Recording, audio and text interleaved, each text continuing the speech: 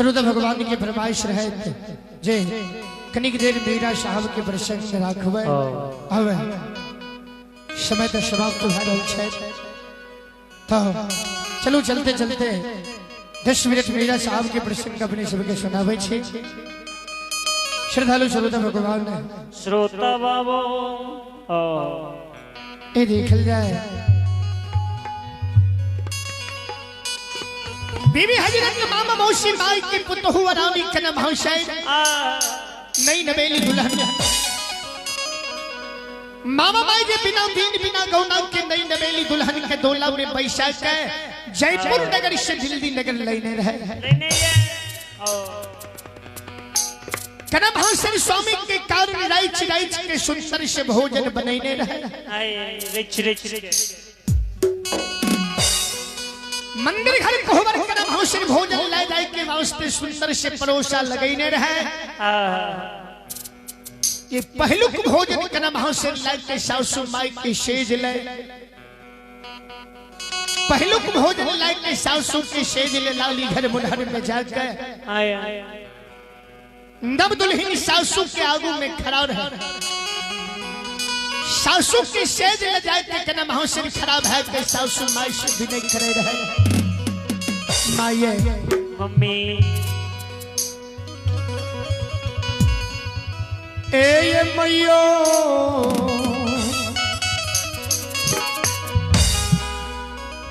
उठो जागो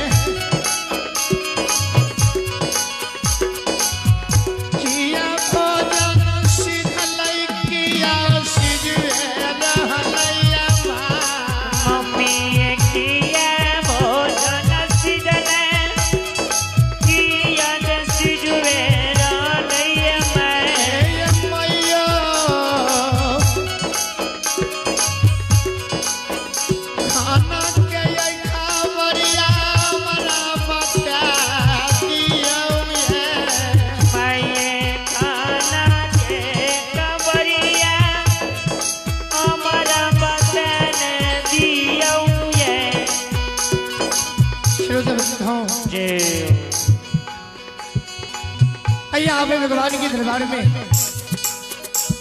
गौरवगढ़ सहरसा पिता है पवन कुमार पुत्र है आयुष कुमार 51 रुपए की पुरस्कार है और आप हैं शिव शंकर ठाकुर कंचनपुर कजहा श्रद्धालु की भी और से 51 रुपए की पुरस्कार है। बहुत बहुत धन्यवाद है बहुत बहुत अभिवादन है। भगवान श्रद्धालु की मनोकामना को पूर्ण करें। बाबा भोले भंडारी आयश महान दानी की भंडार को भेंट करें।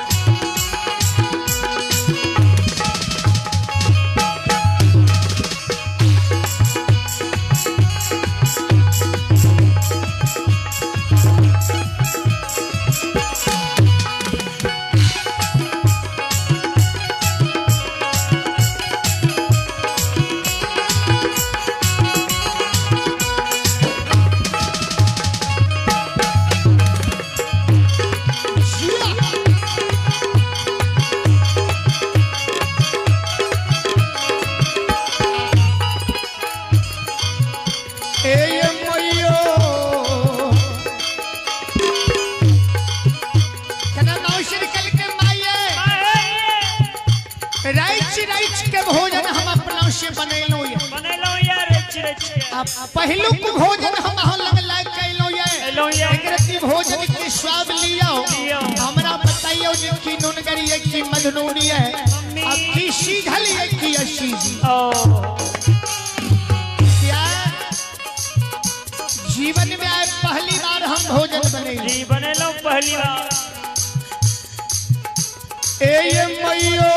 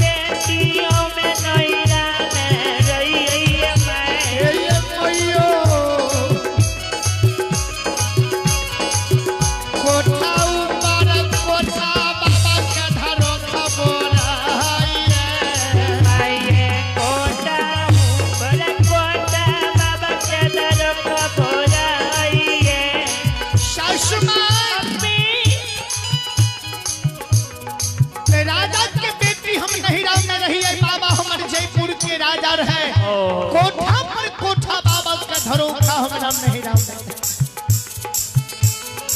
बाबा के दुलारी बेटी रही है माई के दुलारी धिया भैया के दुलारी बहिन भौजों के दुलारी ननद रही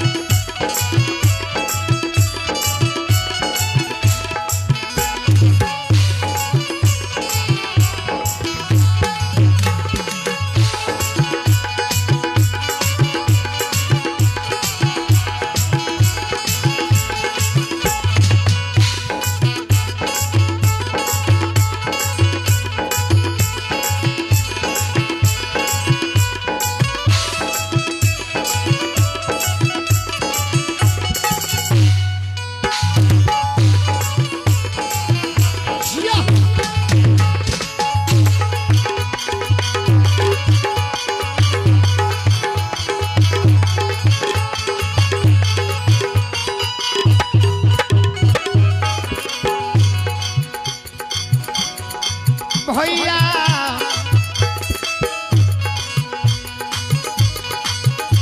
बोलिया हो बोलै छै कना दुलहिनिया बोलै हो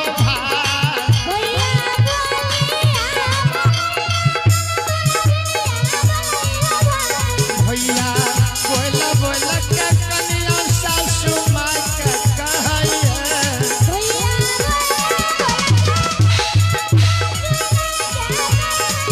अम्मा